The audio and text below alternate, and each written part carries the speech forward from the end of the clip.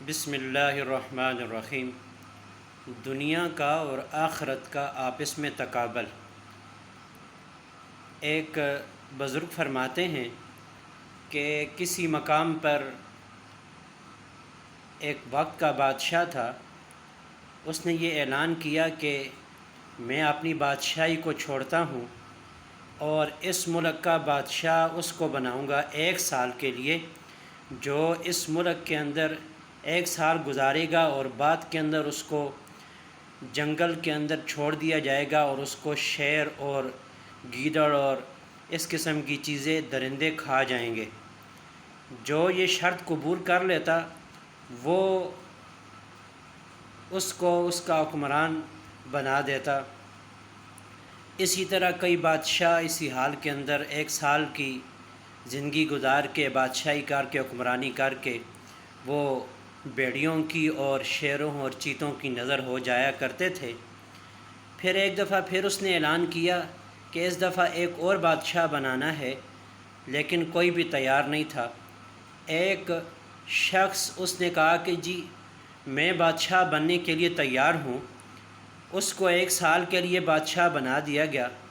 جب اس نے حلف اٹھایا اور بادشاہ بنا تو سب سے پہلے اس نے ان جنگلات کا رخ کیا جن جنگلات کے اندر درندے تھے، اور اب فوج لی اور فوج کو یہ حکم دیا کہ یہاں پر درختوں کو کاٹ دیا جائے اور جتنے درندے ہیں ان کو مار دی جائے، ختم کر دیا جائے، اور جہاں پر محلات وغیرہ بنا دیے جائیں۔ فوجیوں نے بادشاہ کے حکم پر یہی کام کیا۔ انہوں نے درندوں کو مار دیا اور جنگل کو صاف کر دیا اور اس کے اندر محال اور کوٹھیاں بنانی شروع کر دیں۔ جب 1 سال مکمل ہوا تو بادشاہ نے اور جو صدر تھا اس نے حکم دیا، اور جو عوام تھی وہ اس بادشاہ کو جو 1 سال کے لیے بادشاہ بنایا گیا تھا اس کو جنگل کے اندر لے گئے۔ جب وہ جنگل میں پہنچے تو وہاں جنگل کا منگل بنا ہوا تھا، وہاں پر بڑی شاندار عمارتیں بنی ہوئی تھیں اور بڑے بڑے باغیچے لگے ہوئے تھے۔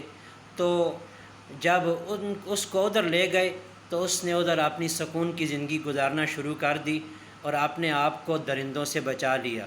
وہ بزرگ اس مقام پر ایک بات فرماتے ہیں کہ جو بندہ دنیا کے اندر رہتا ہے اور دنیا کے اندر رہ کر وہ اپنی آخرت کی فکر کرتا ہے، قبر کی جو وحشت ہے، قبر کے جو اندھیرے ہیں، قبر کے جو ناگہانی آلات ہیں، موت کی جو سختیاں ہیں، اس کے لیے تیاری کرتا ہے اس دنیا کے اندر رہ کر اس بادشاہ کی طرح آخرت کی فکر کرتا ہے کہ میں نے ادھر جانا ہے اور مجھے درندے کھا جائیں گے، مجھے یہ نقصان ہوگا اور مجھے شیر چیر پھاڑ کر لے جائیں گے۔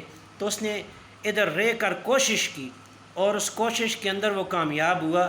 اسی لیے ہم دنیا کے اندر رہ کر اپنی آخرتی فکر کریں، آخرت کی تیاری کریں، تو وہ بادشاہ جس طرح اس کی حکمرانی ختم ہوئی اور جنگل کے اندر جب انہوں نے جا کر دیکھا وہ منگل بنا ہوا تھا اور اس نے ادھر سکون کی زندگی گزارنا شروع کر دی۔ اس لیے ہم دنیا کے اندر مسافر ہیں، اور یہ سفر دنیا کے اندر جو سفر ہے یہ عارضی ہے، اور یہ دنیا بھی عارضی ہے، یہ فانی ہے۔ اللہ پاک فرماتے ہیں کل من علیہ فان ویبقی وجہ ربک ذو الجلال والاکرام، اور حدیث پاک کے اندر آتا ہے القیس من دان نفسہ وعمل لما بعد الموت۔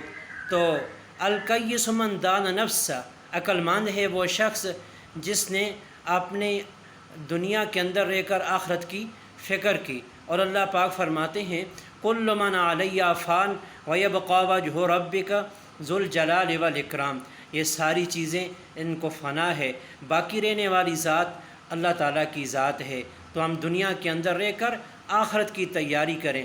دنیا کا معنی کوئی گناہ نہیں ہے، جرم نہیں ہے، لیکن دنیا کے اندر رہ کر اپنی آخرت کو، اللہ اور اس کے رسول صلی اللہ علیہ وسلم کو بھول جانا، یہ انسان کے لیے تباہی اور بربادی کا سبب ہے۔ اللہ ہم سب کو موت سے پہلے موت کی تیاری کی توفیق دے۔ وآخر دعوانا ان الحمد للہ رب العالمین۔